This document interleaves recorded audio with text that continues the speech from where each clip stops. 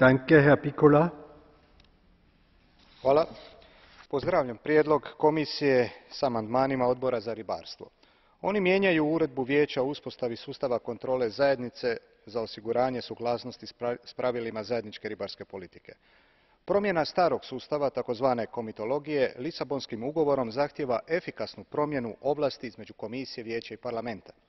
Smatram opravdanim što o ovoj točki raspravljamo na plenarnoj sjednici, uvažavajući činjenicu da će se tokom ove godine ona ocjenjivati kao i buduća regulacija kontrole kako bi se uskladila sa zajedničkom ribarskom politikom.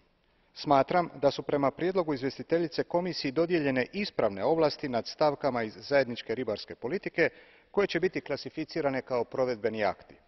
Nadam se također da će budući akti Komisije biti prilagođeni potrebama ribara diljem Unije, te da će uvažavati specifičnosti koje su rezultat dugogodišnje tradicije u zemljama članicama.